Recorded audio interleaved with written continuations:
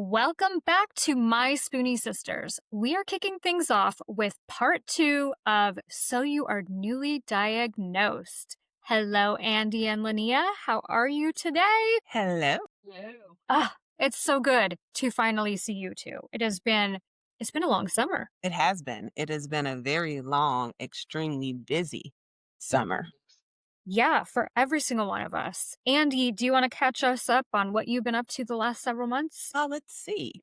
We did a summer elite performance camp for youth athletes. It was track focused. I went into volleyball season, preseason, and now we are in full season. So I've graduated some icons. I've picked up some new icons along the way. I'm in full, as I said, full swing of volleyball season. I am just loving and nurturing my relationship with myself so that I could be present for others, and I'm helping beautiful women navigate their paths to themselves at the same time. And so it's been busy, kids back in college, but I am grateful for the busyness because it still allowed me for moments of stillness because that was my non-negotiable. How about you? I have been busy too. Our son got married, my grandson came to visit. I actually have something big coming up. So if people are interested, I am moderating a webinar for the National Research Foundation. This one is for osteoarthritis. Since I Yay. found out I'm newly diagnosed with OA, don't know when I started presenting symptoms. Why not? Why not?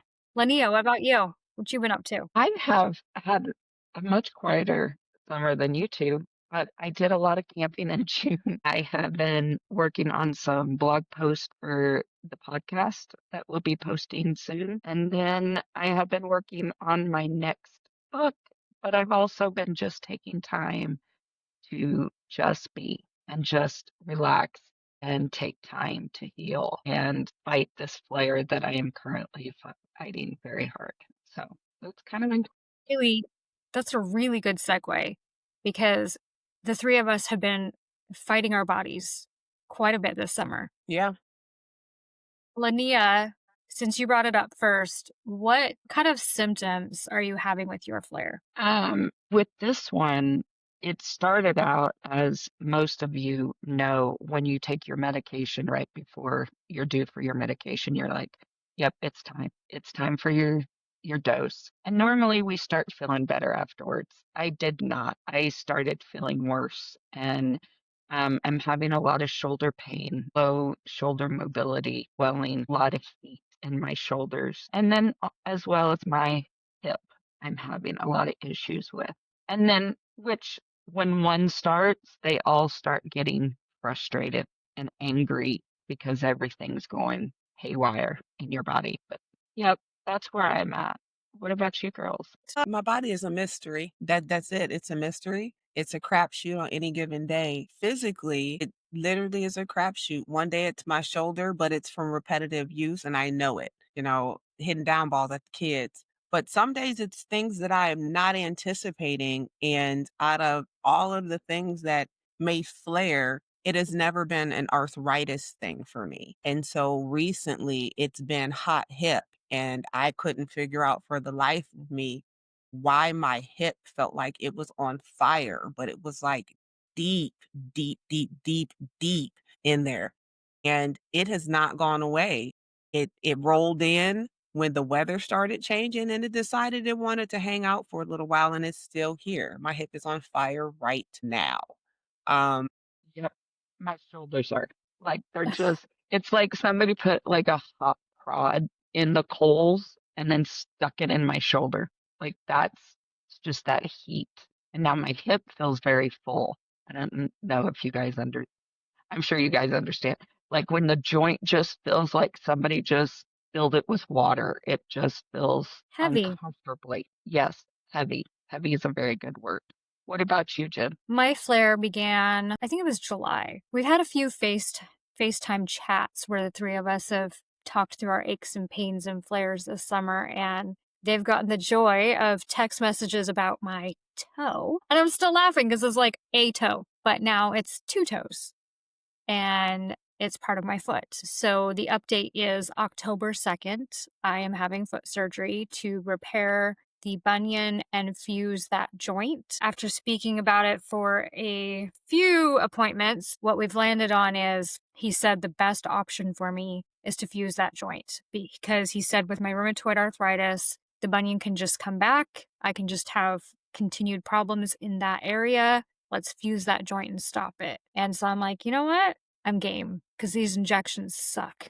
And walking around with a weird feeling toe, it sucks. I'm used to my hips, I'm used to my back, I'm used to my hands. But when it's a spot you're not used to and it's relentless, I think I described it as feeling like a hot needle was sticking inside of my toe. I feel like the biggest baby talking about one toe, but it Yeah. is what it is. It Fun is what it is. fun fact, there's 33 joints in your foot. Ugh. Okay. I don't know if I wanna think about that. Yeah. And then, of That's course, my why our feet hurt so bad. exactly. So my other update is that in July, they told me I have osteoarthritis. She said it nonchalant. She said, "Oh, I don't think this is an RA flare. I think this is your osteo." It just stared at her and I was like, "When have I been told I have osteo?" And she didn't even reply. So that's interesting. I mean, it just goes to show, even though sometimes we feel like we have the answers and we feel like we're a good patient that knows how to advocate for ourselves. Sometimes we do have these experiences with a doctor where we let it happen, right? Because I keep looking back and thinking all the things I should have said, could have done, and I didn't do. Do either of you have advice or even experience with being in a situation like that, Like what particularly? where the doctor has presented something that you didn't exactly know you had? And what was your reaction? And did they even reply to you when you said, "Hey, why didn't I know this?" You experience? It's my everyday medical experience, Jen. Every time. Every time. They go, "Well, did you know you had this?" And I still go through it. The layers of hiding diagnoses in my medical charts is kind of insane. And that's my day-to-day experience. Out of everyone that I see, I am bound to have at least one provider that will notice something in a cross reference in a chart and go, "Well, it could be because of this." And my face will be like, "Hmm." And then their response is like, "Oh, you didn't know that?" No, had no clue. That's how I got my lupus diagnosis. I did not know I had lupus, had all of the signs, was struggling for years, and they found my lupus diagnosis while looking for something else because it's never lupus. And so they found it. "Oh, did you know you had lupus?" Just like that. Come in, you've had it for years, you know you have lupus, and also you have this. But while they were treating me for a kidney infection, they're like, "Oh, by the way, do you know you have lupus?" So something as simple as you have a kidney infection it wasn't you have a kidney infection. Yeah. Ugh. Yeah, I've did that with they keep going back for me, it's between psoriatic arthritis and rheumatoid arthritis. And every time it's like one or the other. Like one time it's this, then the next time it's that. And it's like, can we just pinpoint? Or, hey, did you know this is going on? Just like you girls. And it's like, can we just get consistent with what we're doing? Because it's really messing with my head, not knowing what's going on. Yeah, exactly. If I'm really honest with myself, this isn't anything new for me. I think I fooled myself into thinking that I knew all of the things that were wrong with me and that they communicated it well. But if I'm realistic, I remember a few years ago going, "What's osteopenia and why is that in my chart?" You go and you look in your chart and you start noticing things that they haven't communicated. Well, that's exactly right. Even blood work, you're like, "Wait a minute. Did you not notice that that blood work was really high? Did you know your other doctor takes care of that blood work? Why are we depending on other doctors to go, for this blood work? If you see it, why aren't you pointing it out and going, you need to contact your doctor now and get an appointment because this needs to be addressed, not they'll take care of it." So that's a great point. So if you are still with us and you're listening and you're newly diagnosed, the comprehensive care is so important, so important. And so your doctors should be talking to each other. You're going to see a lot of specialists. There's a likelihood that you get referred out, but your care holistically needs to be comprehensive. And all of the providers that you see should be on the same page so that they're not prescribing a medication that may trigger a side effect that triggers something else. And so sometimes that happens in the chronic illness world where we see providers that the records don't cross. And so you don't really know, and the medications don't play well with you or each other. So you spend a lot of time early in your journey feeling probably worse before you feel better. And so that is super important. If you're looking for ways to, it could be overwhelming. We're like, I see all of these doctors. There are apps that can help. The Guava Help app helps you track all of the providers you see, and you can release the information to your doctor ahead of time if you're going to see a new provider or if you were tracking your symptoms. But it doesn't have to be as overwhelming, and you get to go into the space way more empowered and less likely to be told it's all in your head. Yep, yep. I have a doctor's ap Go ahead. I have a doctor's appointment today, and I swear the Guava app has got me so prepared that I feel so confident going in there and saying, A, B, and C is happening. We've got to do X, Y, and Z now. We've got to do something. We've got to change course. But I feel confident in my knowledge of what's going on in my body now because I'm tracking it. And I think that's so important for newly diagnosed people to be doing because they'll get help sooner and quicker, maybe, hopefully. Exactly. I'm even looking over lab work right now from a week ago. And has my rheumatologist said anything about it? No, no. It's a trend that's been going on the last several months. I've talked to Andy about it because Andy was willing to explain it to me. Have they been concerned and saying we need to do something, or we're keeping an eye on it, or how are you feeling? No, no. But I'm looking at my mean platelet, which is very low. My neutrophils, very low. Sites, very high. What else was off on here? I feel like there was something else. Your body loves stress. You want to hold on to it forever. Ugh, ugh. Yep. And that is something I think with chronic illness people that we don't realize that we do hold on to stress so much more and so And it makes us a little differently. bit sicker, and it makes us Yep, feel a little bit ickier.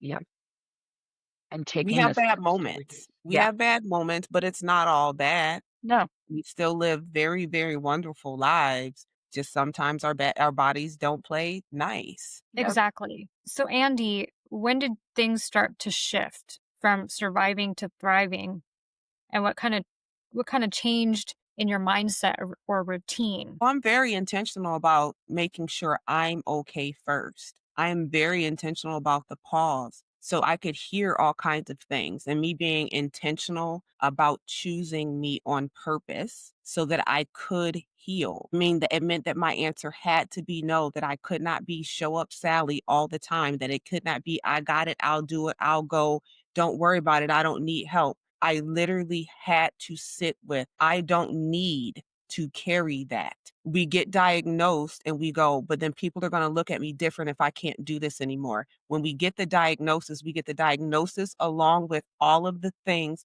that we're not going to be able to do anymore. And then we research it and they're like, oh, so and so ended up in a wheelchair. And we get all of the worst case scenarios about how we're going to lose dexterity or whatever, whatnot. And we spiral. And as much as we say we don't believe it, we start automatically thinking that that's where we're going to end up. I lived that for years and I put myself in a bubble. I can't do that because I'm trying to preserve whatever little life I have left because I don't know how long I'll have.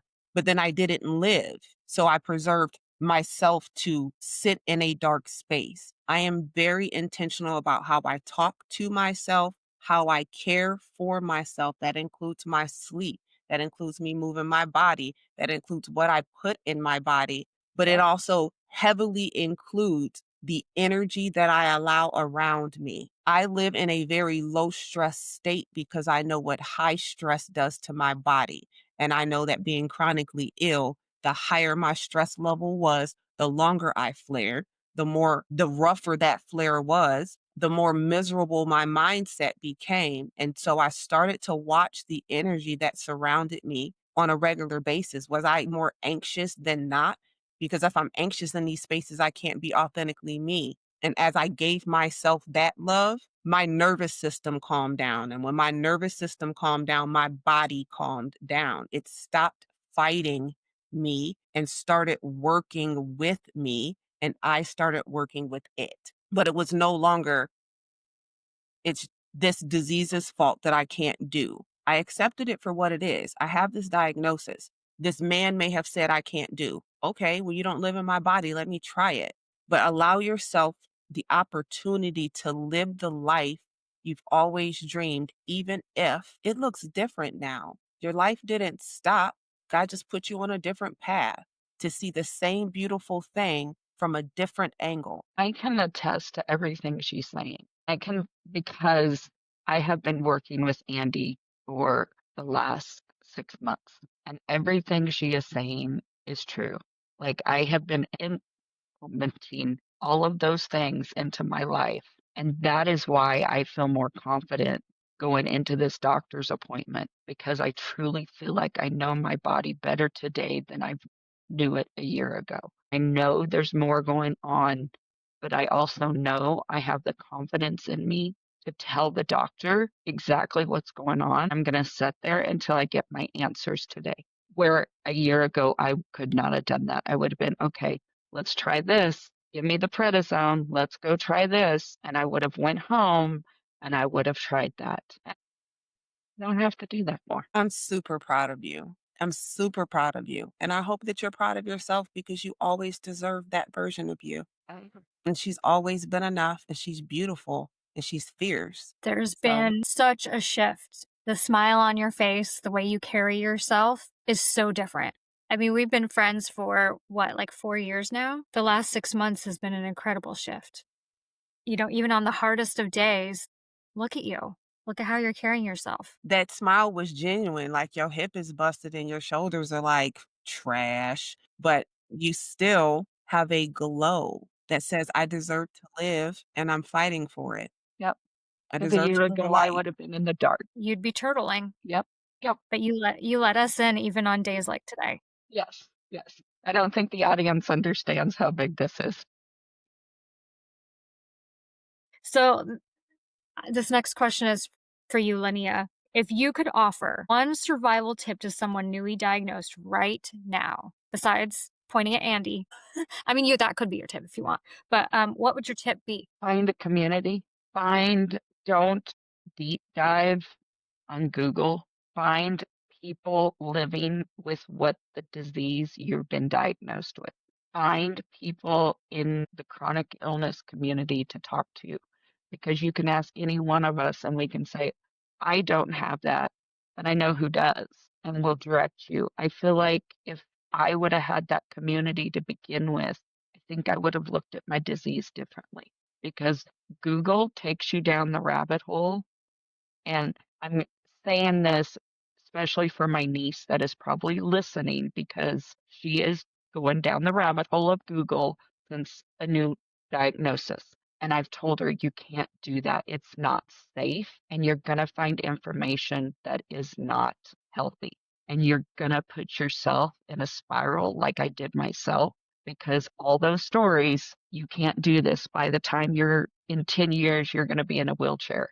That is not true. Not if you understand what you're dealing with and you make diet and exercise a priority, even when it hurts. Yeah, guilty as charged. That would be my best advice for a newly diagnosed. I can't speak for you, Andy, but I know that Linnea and I, when we got diagnosed, that was what we thought our future was. Many people think that that's their future, and that's not necessarily the case. And even if it is, you still have so much to offer the world. Yeah.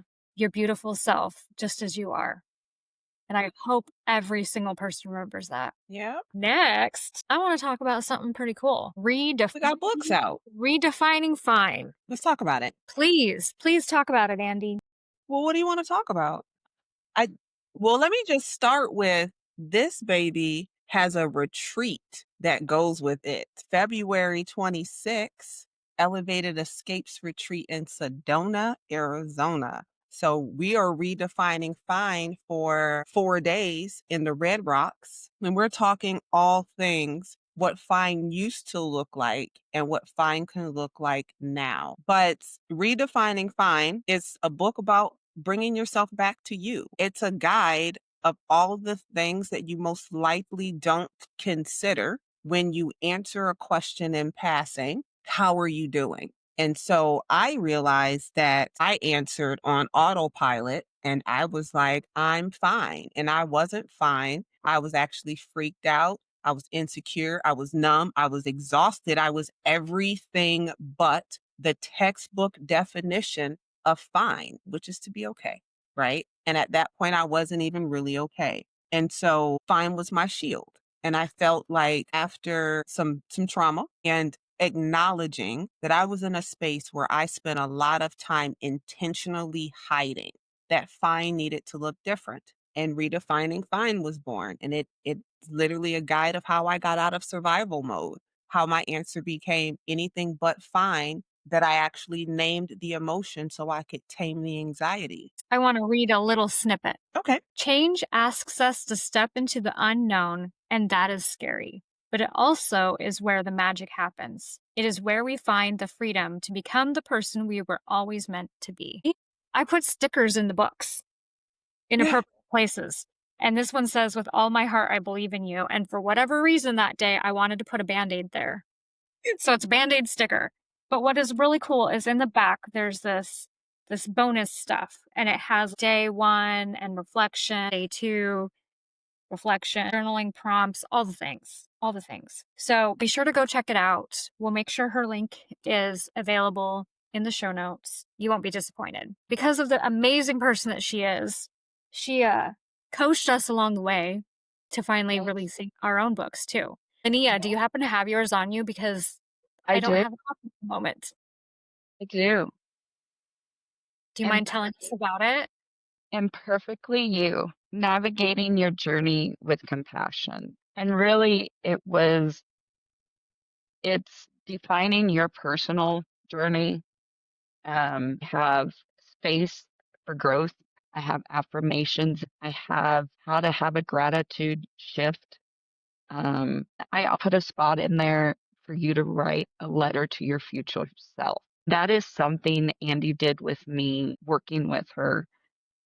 And it was hard, and I'm gonna tell you right now, if you get my book, if all you do is that letter, so you can go back and read that letter in 6 months, so you can see how far you have come, you won't be disappointed because I recently reread my letter, and I was blown away by how close I am to everything I wanted. It's all because I found compassion within myself and I'm giving myself compassion and I'm not expecting it from anybody else now. It's truly from my heart. And I put that in this book.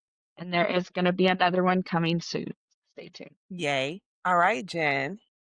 So this one time we were newly diagnosed. Yeah. We were this one time. Someone by the name of Andy coached me into finally doing something about some of the work I put in because I tend to create things and they sit there. So I opened it up to a page. It's called The Art of Falling Apart. I'm going to read you a little snippet from there. It says, "The art of falling apart can be a difficult and painful process. It can also be a beautiful and transformative experience. It's about allowing yourself to break down, let go of the things that no longer serve you, and embrace the unknown. It takes courage to face your fears and to confront the parts of yourself that you may not want to acknowledge, but it's worth it in the end."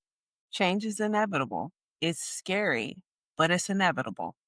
And change isn't bad. Change is us growing. Sometimes we outgrow people, places, spaces, seasons. Sometimes we are rooted in the season that we're supposed to be rooted in. And it is so that we can nurture the roots. It's because we're not ready in the now for what happens next. Not every time that we feel planted are we stuck. We're just rooted somewhere so that we can nourish the roots so we are prepared for what happens next. Exactly. One thing that Linnea and I did not mention either about both books is if you go into them, there's coloring pages, there's word searches. It's a It whole activity. and it fits perfectly in your purse for the doctor's office. Mhm. I have mine and I use it myself because I doodle because I get so anxious at doctors, especially new doctors. And so I will just doodle in them. Mhm.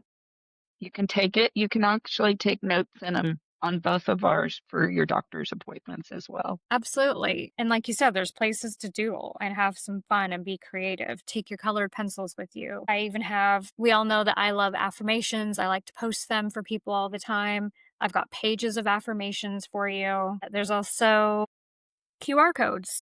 Thank you, Andy, for suggesting that idea. It's amazing. You can check out QR codes to all my favorite tools and things I've been featured in and all the fun things. So I could not be more proud of all three of us. I'm surrounded by women of greatness. Yeah. You guys always fill my cup. I know we all feel kind of crappy today, but just seeing your smiling faces brings me so much joy. I love seeing your face. I do. I love seeing Lunia's face. She's giggling on the inside. She's just like fighting it. You guys can't tell. On the inside, she is cracking up. She is. She is giggling so hard. You guys can't tell, but you can tell now if you're like, if you get to see this beautiful video clip, you could tell that on the inside, she was like, you stay in there, giggle, but on the outside, it was trying. Like, Yeah. I love y'all. You know, giggle instead of cry. I love you girls. Had to laugh through it. I Yep. love you. So Well, before we end, I feel like we should have a how do we get here moment. Yes.